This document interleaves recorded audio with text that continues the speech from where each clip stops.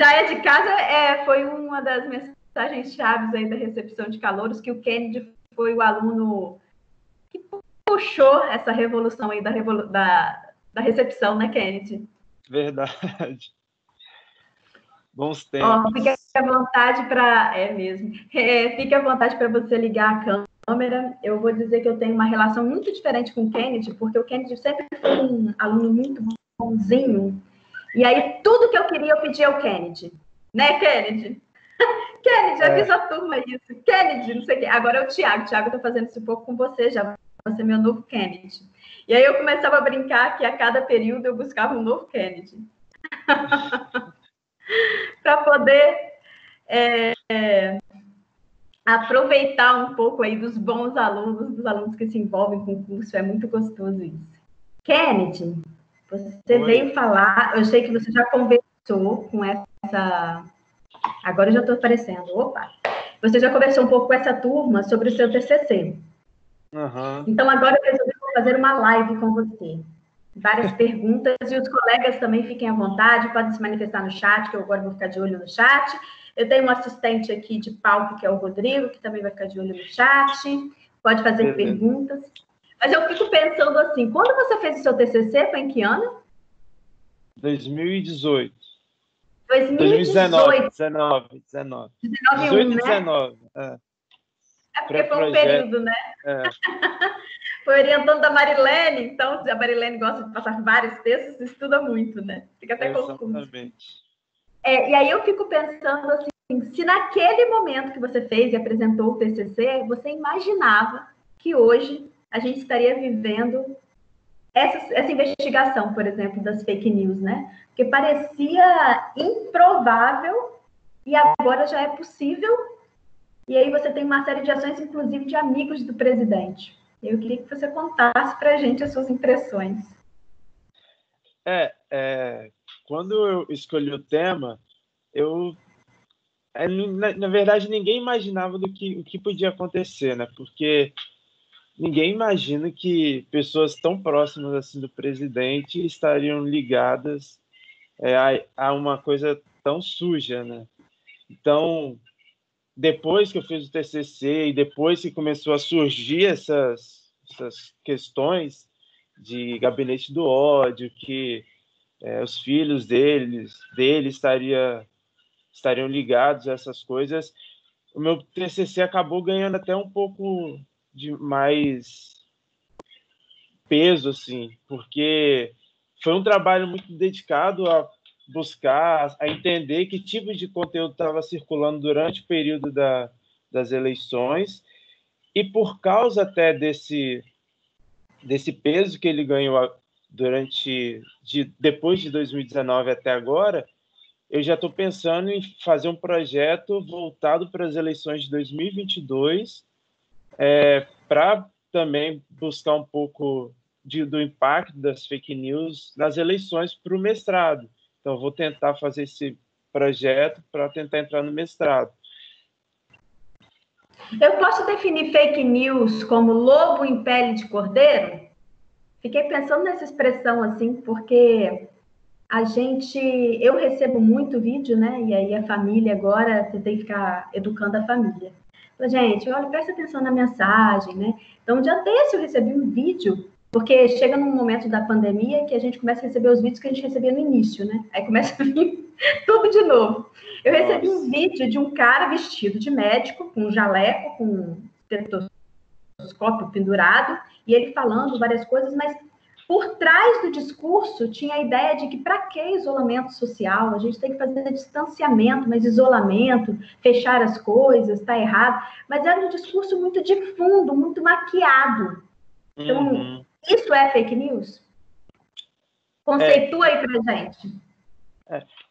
É muito difícil, assim, dar uma definição exata do que é fake news, porque todo dia surge uma coisa nova, mas eu gosto de trabalhar com fake news com uma definição de que é tudo aquilo que se opõe à verdade, tudo aquilo que se opõe à informação.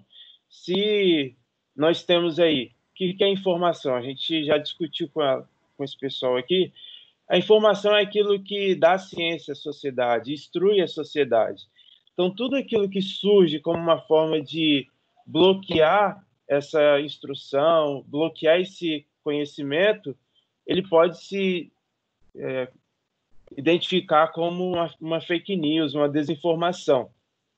Então, a informação está muito ligada à faculdade, escola e também ao jornalismo.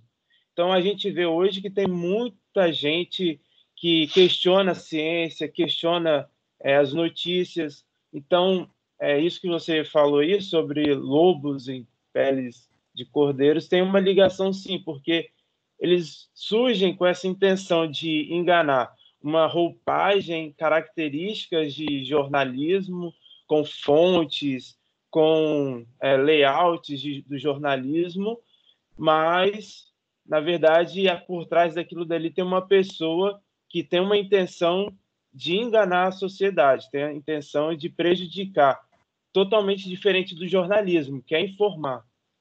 Bacana. E aí, ouvindo você falar, você já tinha visto, assim, durante o seu processo aí da pesquisa, certamente o seu olhar é mais cuidadoso que o nosso com relação às fake news, algum processo judicial, alguma investigação em torno disso, como está acontecendo agora?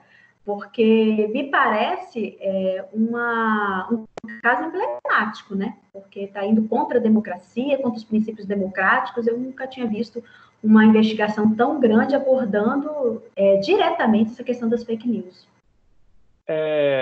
Durante meu processo assim, de TCC, eu tive que pesquisar para saber se o uso de fake news, o uso de mentiras era comum nas eleições. Então, eu peguei alguns casos de 96 com Cabral, que tinha essa questão do uso da mentira durante o período eleitoral. Então, fake news é uma coisa nova, fake news, assim, notícia falsa, mas a mentira, formas de enganar a sociedade, elas são antigas, né? Desde o período lá de imperial até hoje, a gente consegue ver que essas questões de mentiras na sociedade, de pessoas tentando enganar com algum objetivo por trás. Sim, mas processo, investigação, você lembra de ter visto algum? Olha, processo... eu vi um caso durante o meu TCC também, só que eu coloquei no TCC só uma parte, assim, de uma família que tinha sido alvo de... voltando. Eu lembrei agora, no segundo artigo que eu fiz, que fala sobre as características da fake news, eu usei um caso específico, que foi o caso daquele artista que posou nu no MASP. Não sei se o pessoal lembra. Sim. Então, que as crianças foram isso. tiraram as crianças, acabaram com a exposição, eu acho. Isso. Nesse caso, o cara teve várias notícias falsas falando sobre ele. Então, a gente tinha aí difamação, calúnia, até injúria, alguns outros casos também, falando que ele tinha se matado. Então, ele próprio falou que entrou com um pedido judicial para que essas pessoas fossem, de alguma forma, punidas por causa daquilo. Ele falou que sofreu um período que não podia nem sair de casa, porque as pessoas queriam bater nele por causa de fake news. Ele teve um processo de depressão, porque ele foi muito atacado nas redes sociais por causa dessas fake news. Então, ele entrou com o processo na época para poder tirar esse conteúdo e punir essas pessoas que estavam compartilhando, criando esses conteúdos. E hoje é muito mais fácil de identificar quem está compartilhando, quem está criando esse tipo de conteúdo. Coisas que há 3 anos atrás era um pouco mais complicado. É verdade, muito em função da lei também do Marco Civil da Internet, né? Porque já Exatamente. começa a normatizar e a responsabilizar os provedores eles falam provedores de internet, que são quem dá o Isso, recurso da internet, né? E os provedores de aplicação, que são os aplicativos, né? Então, você isso. tem uma responsabilização aí em caso de um processo judicial, eles passarem os dados de quem fez aquela, enfim, de quem postou aquela informação, né? Fazer essa varredura, né? Tem um projeto atual agora que ele ganhou muita força porque ele é bem detalhado, que é a PL 2630, deixa eu ver se é isso. 2630 de 2020, que ela detalha muito bem o que é desinformação, qual o papel do cidadão, o papel dos provedores e o papel dos aplicativos dentro desse ecossistema aí da informação. Isso é legal. Também a lei geral vai entrar em vigor em maio do ano que vem, né? E aí também ajuda nesse processo. Pessoal, alguém quer falar alguma coisa, fazer uma pergunta, contar um caso? Essa disciplina é uma disciplina que conta caso, porque a gente trabalha com código de ética, né? Então tem que debater. Opa, tem um monte de coisa aqui. Grande Kennedy, vai fazer publicidade, mano? Tô com saudade da faculdade. Não, tá com saudade. Ela tá com saudade, Ei, sempre tá com saudade. Luísa. Ei, Kennedy, Rodrigo aqui falando. Diretamente de Brasília. E para esse ano de 2020, assim, por mais que ainda já está definida a data da eleição, pode ser que mude, né? Você acha que vai ser mais punitivo em termos de questões de fake news, ainda mais quando se trata de a gama, né, de vereadores que vão ser eleitos, a quantidade de prefeitos, e assim, a sensação de impunidade para esse ano já? Então, na segunda-feira, o Roda Viva entrevistou o Luiz Roberto Barroso, que ele é o presidente do TSE. E aí questionaram ele sobre as eleições de 2020 e o que o TSE está fazendo para poder criminalizar ou punir possíveis ações de fake news nas eleições. Eu acho que vai correr, com certeza vai ter bastante fake news na eleição. Isso é uma coisa, é um fato já, mas eu entendo. Virou meio que uma estratégia de campanha, né? Quem não usar vai passar a usar e para contra-informação também. Exatamente. Por isso que tem que ser punido. Da mesma forma que algumas coisas, por exemplo, aqueles nomes, né, panfleto, aquelas coisas que tem na rua, depois da eleição, o político ali, ele tem um período para tirar. Se ele não tirar, ele acaba sendo punido. Mesmo que não tenha sido ele que colocou aquilo lá. Se tem o nome dele lá, ele acaba sendo punido. Então, esses políticos, eles têm que ser punidos também com o que está sendo divulgado sobre eles.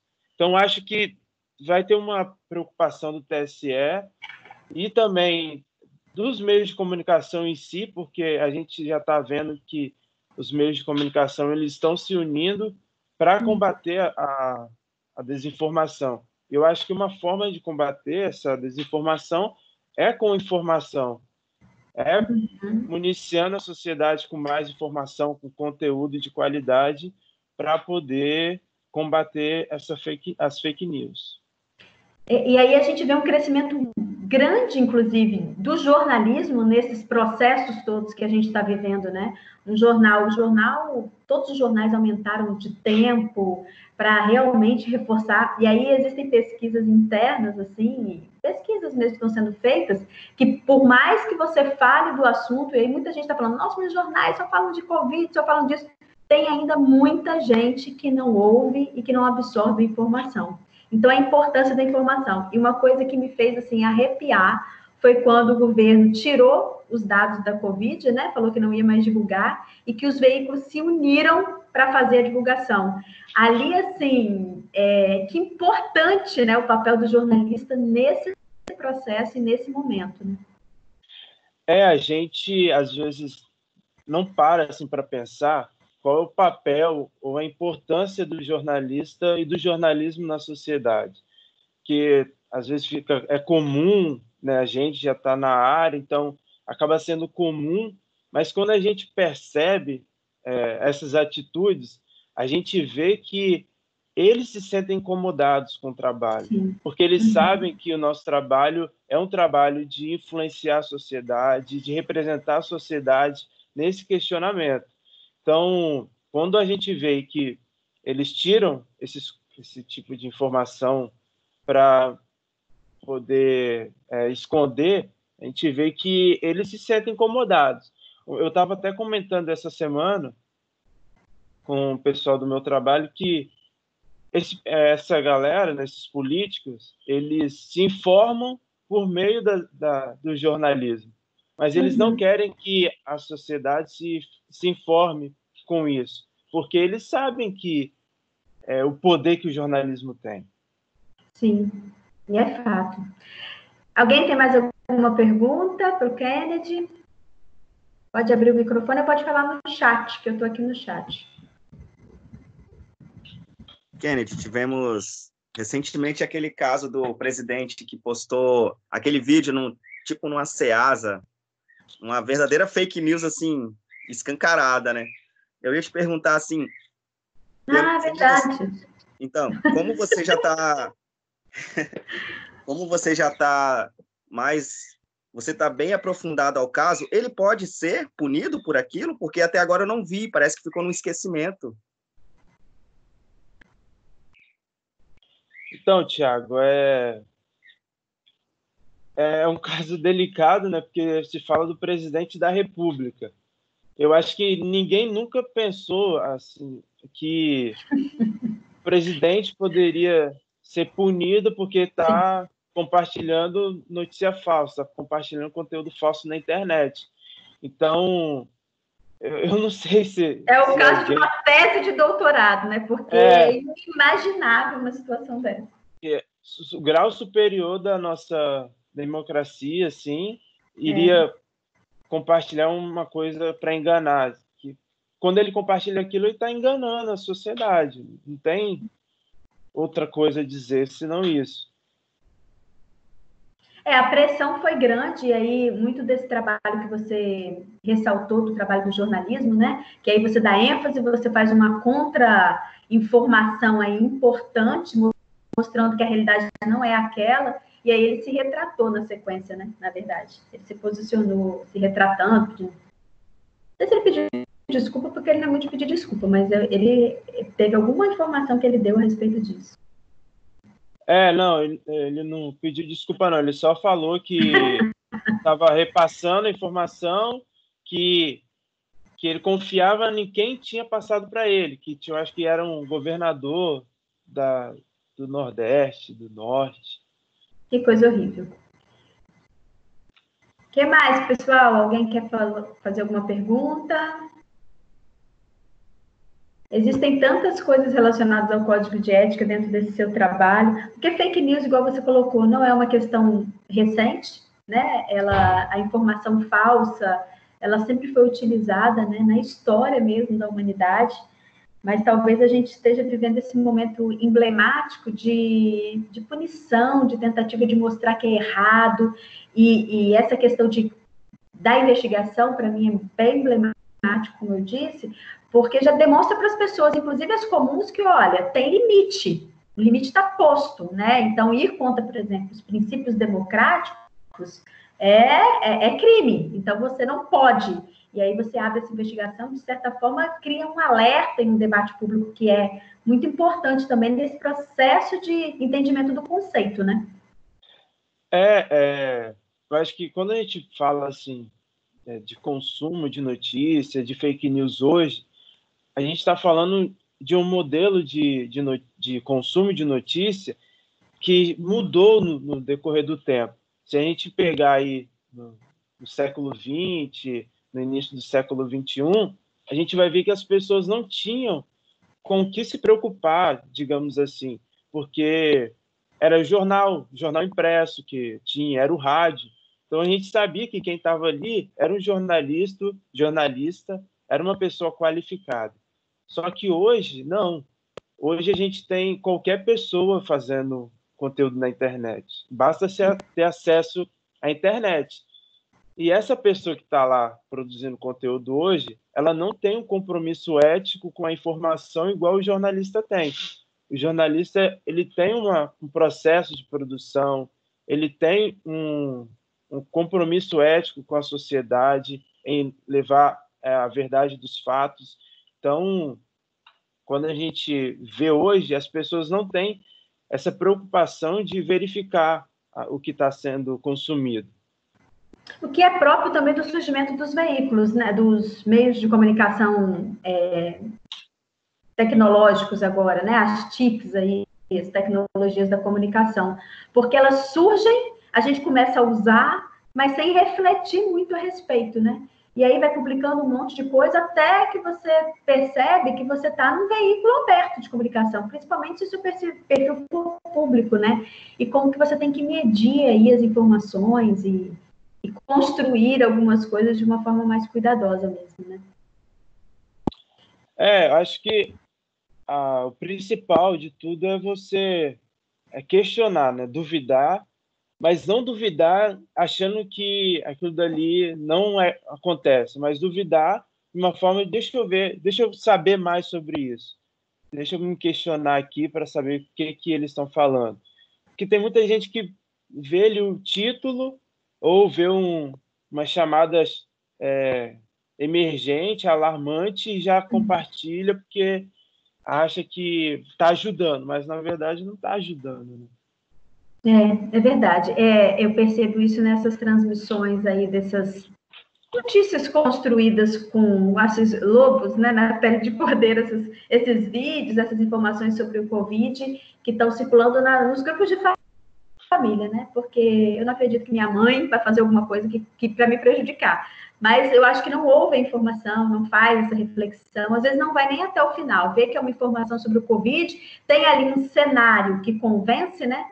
Tem uma pessoa vestida de médico, tem um fundo parecendo um consultório, e aí manda a informação achando que está ajudando, né? Mas certamente é um prejuízo que causa muito grande. Né? É exatamente isso, porque eles querem isso, eles inventam ou criam ali um conteúdo fraudulento que vai te convencer, ele vai colocar ali uma coisa que chama a sua atenção, às vezes pela preocupação que você tem com o outro, ou talvez porque acharam a solução para o Covid-19, a vacina. Então, aquilo dali acaba realizando um desejo que a pessoa quer, a cura, e ela imediatamente compartilha aquela informação, como se fosse verdadeira. É muito covarde, né? Porque pega exatamente na fraqueza das pessoas. Exatamente. Pessoal, alguém tem mais alguma pergunta? Eu ia falar um negócio, professora, que eu fiquei curioso agora. Uhum. O Kennedy tocou no assunto e até você mesmo deu um exemplo. Aquelas mensagens que a gente recebe de uma pessoa de confiança e acaba repassando, é considerado também uma fake news, então, né? Igual foi o caso do presidente, que ele alegou que foi uma pessoa de confiança. A professora, às vezes, comentou mais ou menos que a mãe dela mandou alguém. Assim, às vezes a pessoa compartilha sem querer, mas acaba compartilhando uma fake news só por ser alguém de confiança de dentro de casa, assim, né?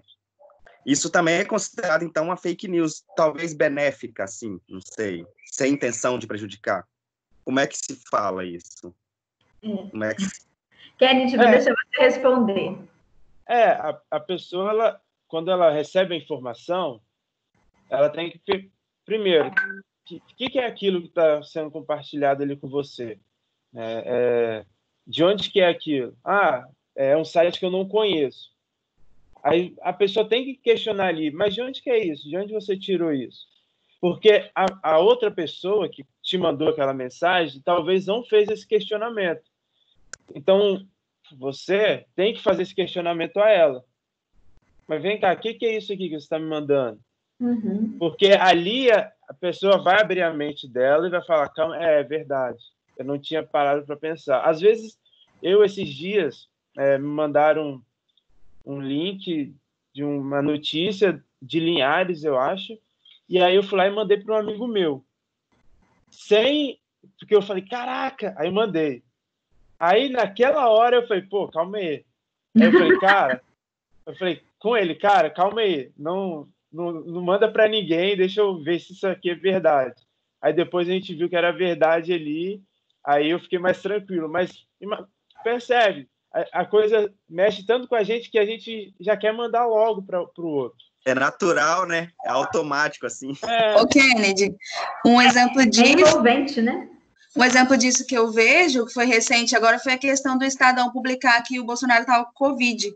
E aí eu recebi também no grupo de trabalho e tal, que o pessoal compartilhou, e depois viu que era mentira. Mas você vê que era uma fonte, assim, que devia ser confiável, que foi o próprio filho que deu a informação, né? Então você vê, um veículo de comunicação colocou isso, tipo, para rodar, e acabou que não era verdade. Uhum. Tem uma coisa que é muito importante e faz parte disso aí que você está falando, é o seguinte, tem a mal informação e a informação incorreta. O que é a fake news? A fake news é a má informação e a informação incorreta, elas estão juntas. O que é a má informação? É aquilo que surge para prejudicar a pessoa.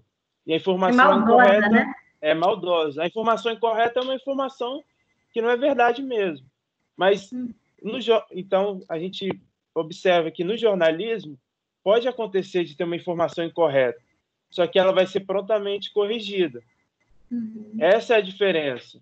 Então, aconteceu aí do Estadão publicar essa informação aí correta, e logo eles foram e corrigiram, porque não tinha nada que provasse isso. E a tendência... Pode falar. E umas pessoas que eu percebi que comentaram, isso foi até meu chefe que enviou nessa mensagem. E aí a gente ficou perguntando, tá, mas outro jornal postou isso? Outro jornal já deu essa notícia? Porque, assim, quando um jornal só coloca, eu já acho meio suspeito, né? Porque, tipo, pode ser um furo, mas ao mesmo tempo pode ser, tipo, tá, os outros também devem estar sabendo disso, mas por que não publicaram ainda? E aí, Nicole, me permite, Kennedy, olha a importância da multiplicidade de vozes e olha o perigo também que a gente atravessa agora do fechamento de veículos de comunicação que não conseguem se sustentar, né? E aí, como reduz o debate público, como reduz a nossa possibilidade de checar informações. Essa sua colocação, para mim, ela é perfeita e a gente tem que estar de olho nisso. Então, quando um veículo de comunicação está em dificuldade, a gente tem que entender que a gente vai ter prejuízo do ponto de vista da informação e da verdade, né? Porque a multiplicidade aí dessas vozes é muito importante para o debate público. Ô, Kennedy, aproveita e divulga seu canal lá, o vídeo, pô. Às vezes as pessoas não viram aquele vídeo último que você postou, ficou top. Ah, eu achei também. Foi bacana mesmo aquele vídeo. O pessoal deu um retorno aqui interessante. Eu tô, assim, logo quando eu tenho uma oportunidade, eu tô gravando alguma coisa falando sobre fake news. Então, uma vez ou outra eu gravo aqui, publico lá no meu Instagram. A forma de levar para as pessoas, né, algum conhecimento sobre a Depois situação. eu queria que você me ensinasse como que eu pego aquele vídeo e coloco no meu stories. Eu não sei fazer. Ah, tá. Mas eu quero fazer. Porque aquilo ali tem que circular, é muito bom. Parabéns, Kennedy. Ficou top, hein? Parabéns, cara. Valeu. Mais alguma coisa, pessoal? E aí eu acho que tem o exemplo aí do Kennedy que eu acho muito legal, que formou e está buscando construir outros projetos independentes. Isso é muito bacana também. E a gente precisa de pessoas que acreditem no jornalismo, na importância de uma informação correta e que tenham essa coragem de fazer essa divulgação. Acho muito exemplar. Mais alguma pergunta? A gente tem Não? quanto tempo ainda? A gente teria uns 10 minutinhos. É porque eu ia aproveitar para falar de um negócio, uma coisa que eu trouxe no meu primeiro artigo, que faz parte da ética e da matéria. Bacana. Que no meu primeiro artigo eu falei sobre duas atitudes éticas, que é a ética da responsabilidade e a ética dos valores absolutos. E aí, o autor lá ele vai falar sobre a ética dos valores absolutos, é aquela ética que a pessoa ela quer a verdade acima de tudo. Então, quando a gente leva isso para o jornalismo, é o repórter que está lá na rua e ele quer dizer a verdade, ele quer mostrar o que está acontecendo, independente das consequências que aquela notícia vai causar. É claro que essa atitude ética ela não está falando de uma irresponsabilidade, mas ela valoriza ali os valores absolutos. Enquanto a ética da responsabilidade ela é mais ligada aí para quem está dentro da redação, né? O editor, o pauteiro, o chefe de reportagem, porque ele que vai medir as consequências daquela informação. Então, às vezes, o repórter está lá na rua fazendo ao vivo, por exemplo, e aí, com a intenção, com o valor dele de levar a verdade, ele acaba trazendo uma informação incorreta. Então, prontamente, o editor, o chefe de reportagem, quem está lá dentro da TV, na redação, eles medem essa informação e prontamente corrigem. Deu para entender mais ou menos? Que é a importância da equipe, né? Então, o repórter na rua se empolga e às vezes fala uma coisa. Se ninguém estiver lá na edição, né, prestando atenção no jornal que está sendo divulgado, nas informações, acontecem esses erros. Esses pequenos erros de troca de nome, né, que a gente pode observar que eles corrigem. E agora, no coronavírus, durante esse período, a gente tem que ter muito mais cuidado, porque a gente já tem políticos, o governo, assim, que desqualifica a imprensa.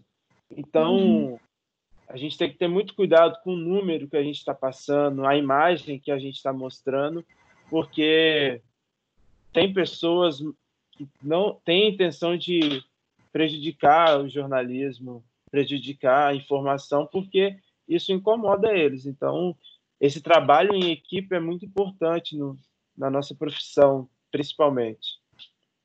Uma coisa que eu tenho observado e que eu não tinha visto também pessoas se passarem por fontes credíveis, assim, né? E aí vai lá dar informação e, na verdade, ela está ali numa postura maldosa para desacreditar, para atingir a credibilidade do veículo e do trabalho do jornalista também. Isso também vem acontecendo, né? Pessoas mal intencionadas, elas não têm classe social, não têm formação. Eu acho que deu para entender, né? Sim. Independente de formação, de classe social, de raça. Então, essas pessoas elas vão estar em todos os níveis hierárquicos. Então, é importante estar atento por causa disso. Fico alerta, né? Vale o alerta. Mais alguma coisa, pessoal? Ok? Eu vou te agradecer demais. Para mim, ter você na minha sala de aula é um presente maravilhoso. Muito bom ter você aqui. Obrigada por compartilhar aí com a gente o que você estudou e continua estudando, né? E boa sorte, porque a gente está na torcida do mestrado sempre, por tudo. Todos os projetos eu estou na sua torcida. Obrigado. Prometo que na próxima vez que eu aparecer aqui, eu vou trazer uma coisa nova, bem nova, diferente. Mas esse debate aí não fica velho, não, tá? É verdade. Infelizmente, né? É. Muito obrigada, tá? Obrigado você aí e obrigado pessoal aí também. Valeu, Kenneth.